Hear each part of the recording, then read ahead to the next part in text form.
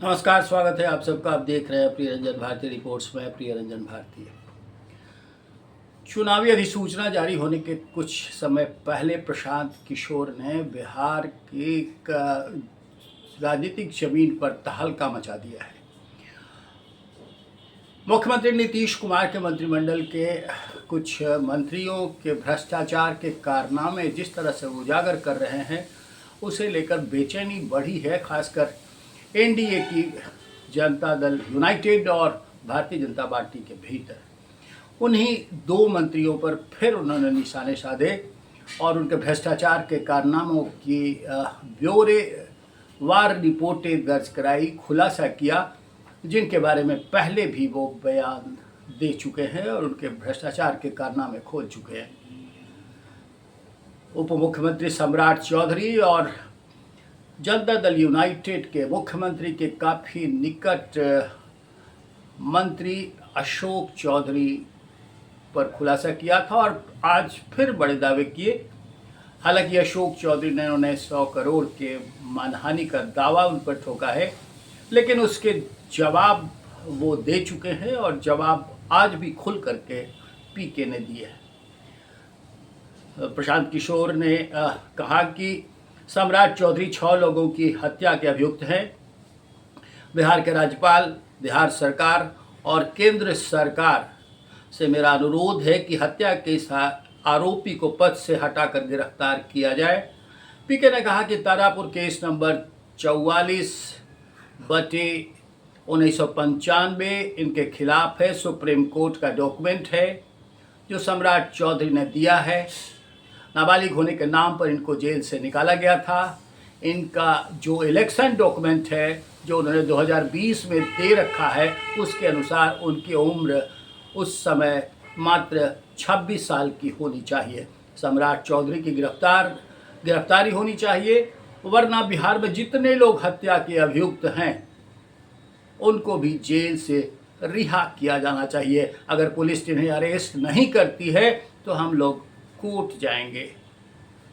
लेकिन इसका प्रतिकार सम्राट चौधरी ने किया। उन्होंने डिप्टी सीएम सम्राट चौधरी ने आरोपों का जवाब दिया है। उन्होंने कहा कि 1997-98 में मुझे कोर्ट ने ही बरी किया था। उनके आरोपों में दम नहीं है, उनके पास कोई मुद्दा नहीं है। पीके परसेप्शन का खेल खेल रहे हैं।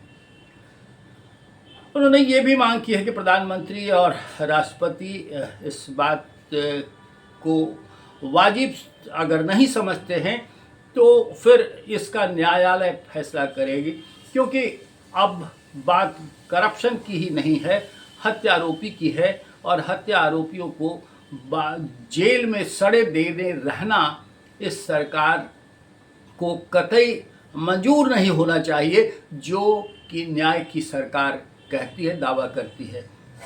प्रशांत किशोर ने ग्रामीण निर्माण मंत्री अशोक चौधरी की प्रॉपर्टी और उनके 100 करोड़ के नोटिस का भी सवाल उठाया। उन्होंने कहा अशोक चौधरी के बेटी शांभवी चौधरी की शादी के बाद 100 करोड़ की प्रॉपर्टी न्यास बोर्ड की ओर से खरीदी गई। जो न्यास बना तो वैभव विकास ट्रस्ट से पिछले 1 साल में 100 करोड़ की प्रॉपर्टी आखिर कैसे खरीदी गई है? जिया लालार्ज, अनीता कुणाल, किशोर कुणाल की पत्नी और अप्रत्यय अमृत की सासू माँ, ये तीनों बताएं कि 100 करोड़ की प्रॉपर्टी आखिर कहाँ से खरीदी गई। प्रॉपर्टी में इन तीनों का नाम है।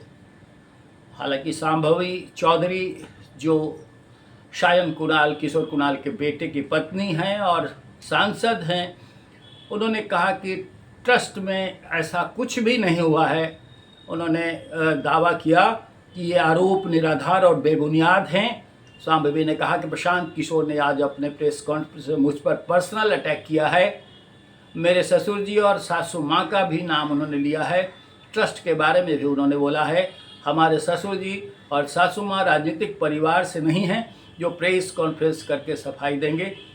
ट्रस्ट में कुछ भी गलत नहीं हुआ है। बोलने के लिए तो मैं भी बहुत कुछ बोल सकती हूँ, लेकिन हम इधर से बोलेंगे और वो उधर से, इसका कोई अंत नहीं होगा।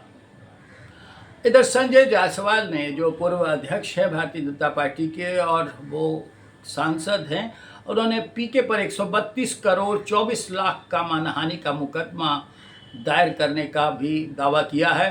उन्होंने सोमवार को एक प्रेस कॉन्फ्रेंस में ये बात कही कि अपने ऊपर लगे आरोपों का खंडन किया। उन्होंने कहा कि 132 करोड़ 24 लाख रुपए के मानहानि का मुकदमा हम प्रशांत किशोर पर दायर करेंगे। उन्होंने इसे राजनीतिक साजिश और स्टंट करार देते हुए कहा कि छावनी ओवरब्रिज के अलाइनमेंट को बदलने और नगर निगम में पेट्रोल डीजल घोटाले के आरोप पूरी तरह गलत और भ्रामक है। पीके ने ये आरोप लगाए थे। सांसद ने कहा कि पहले मेयर गरिमा देवी सिकारिया के पति रोहित सिकारिया उनके पास आए और सभी कागजात दिखाए थे। उन्होंने बताया कि मेयर ने 8 बिंदुओं की जांच के लिए पत्र लिखा था।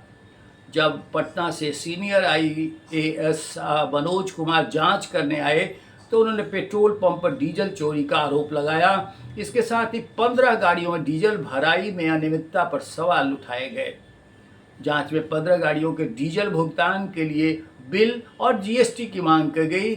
इस मामले में नगर निगम ने 5 बार बैठक कर पेट्रोल पंप बदलने की मांग की, जबकि सांसद ने कहा कि आरोप निराधार हैं, झूठे हैं और राजनीतिक साजिश के तहत लगाए गए हैं। प्रशांत किशोर ने अपनी पार्टी के बारे में भी खुलासा किया। उन्होंने सफाई देते हुए कहा कि जनसुराज की फंडिंग को लेकर सवाल उठाए जाते रहे हैं। पार्टी की फंडिंग को लेकर जो भी सवाल उठते हैं उसका सीधा सा जवाब है कि प्रशांत किशोर पैसा कहाँ से लाया। हमारे पास लक्ष्मी हमारी सरस्वती के कारण आती है, जिनकी मदद की उन्होंने हमें फीस दी है। उन्होंने कहा 3 साल में मैंने अपनी फीस के 241 करोड़ रुपए जमा किए। इस रकम पर 30 करोड़ 95 लाख GST भी दी है और 20 लाख रुपए इनकम टैक्स भी दिया है। प्रशांत किशोर ने राजद पर भी अटैक किया है। राष्ट्रीय जनता दल तेजस्वी यादव के बारे में कहा कि भ्रष्टाचारी नेताओं की वो सूची बना रहे हैं। कहा कि सबसे पहले तो उनको अपने मामा का नाम लिखना पड़ेगा और इसके बाद अपने माता पिता का नाम लिखना पड़ेगा। उनके माता पिता ने कितने लोगों की ज़मीन ले ली है वो सभी जानते हैं। पीके ने कहा कि RJD तो जाने हुए चोर है, पूरा बिहार जानता है राष्ट्रीय जनता दल चोर है, इसलिए हम उन पर कुछ भी नहीं बोलना चाहते हैं। प्रशांत किशोर के इन दावों पर अब राजनीतिक घमासान तेज हो चुका है। जिस तरह से सफाई देने के मूड में जनता दल यूनाइटेड और लोक जनशक्ति पार्टी के नेता सांसद और नीतीश सरकार के मंत्री लगातार दबाव महसूस कर रहे हैं, वो असाधारण सा है। और ये चुनावी महीनों में ऐसा होना अपने आप में इस बात को रेखांकित करने के लिए काफ़ी है कि बिहार की राजनीति आखिर किस दिशा में जा रही है। जिस सुशासन की सरकार के बाद दावे होते थे, जो जीरो टॉलरेंस वाले भ्रष्टाचार की नीति अपनाने वाली नीतीश सरकार को एक आईने की तरह दिखाया जाता था, एक उदाहरण की तरह बताया जाता था, उस पर अगर भ्रष्टाचार के आरोप लगते हैं तो निश्चय ही जनता के डोमेन में, जनता के बीच में सवाल खड़ा होना लाजमी है। और ये सवाल खड़ा हो चुका है। अब प्रशांत किशोर शायद इसी कसरत में लगे हुए हैं कि किस तरह से वो राष्ट्रीय जनता दल और सत्तारूढ़ NDA को घेर कर उन्हें जनता के बीच में घसीट ले और मात देने की उनकी ये कोशिशें वास्तव में जनता को सूट करती हैं, जनता के दिलो दिमाग पर ये हावी भी हो जाती हैं। अब जनता स्वाभाविक रूप से सवाल पूछना चालू करेगी इन लोगों से जो भ्रष्टाचार के आरोपी हैं, क्योंकि बिहार के अंदर अब तक यही देखा जाता रहा है कि यहाँ के राजनेता, यहाँ के नीति निर्धारक बिहार के साथ छल करते आए हैं, चाहे जिस भी तरह से करते रहे हों। अगर बिहार को बेहतर और विकसित बनाने का संकल्प पहले भी किया गया होता, इतने वर्षों के दौरान किया गया होता, तो बिहार दूसरे राज्यों के बनिस्बत सबसे बेहतर स्थिति में होता। और ऐसा सिर्फ मैं नहीं कह रहा हूँ, पूर्व राष्ट्रपति एपीजे अब्दुल कलाम भी ये कह चुके हैं। कई मर्तबा बिहार आकर उन्होंने जनता को संबोधित करते हुए सार्वजनिक मौकों पर कहा है कि बिहार के पास अपार संसाधन हैं, जल प्रचुर मात्रा में है और आबो हवा और यहाँ की ज़मीन, यहाँ की माटी में अद्भुत क्षमता है। अगर इनका सदुपयोग किया जाए तो संपूर्ण भारत को बिहार बिठाकर खिला सकता है। लेकिन यहाँ के नीति निर्धारक, यहाँ के नीति निर्माता शायद बिहार की इस पूंजी का सदुपयोग नहीं कर पाए, या तो उनकी नीतियाँ नहीं इस तरह से बन पाई, या फिर उनका दिमाग इस दृष्टि से नहीं चल पाया और वो भ्रष्टाचार के दलदल में फंसकर बिहार की जनता को आज के स्वरूप में धकेलने के लिए बाध्य कर गए हैं।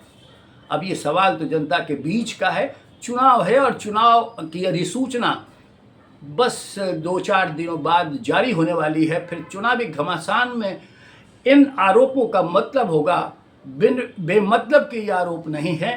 प्रशांत किशोर ने जिस तरह से अभी आरोपों की झड़ी लगाई है, उसका जवाब देना, जनता के बीच में जवाब देना इन्हें महंगा पड़ सकता है। आज के अंक में बस इतना ही।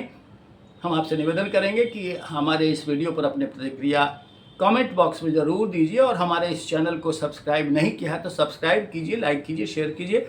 फिर मिलते हैं। नमस्कार।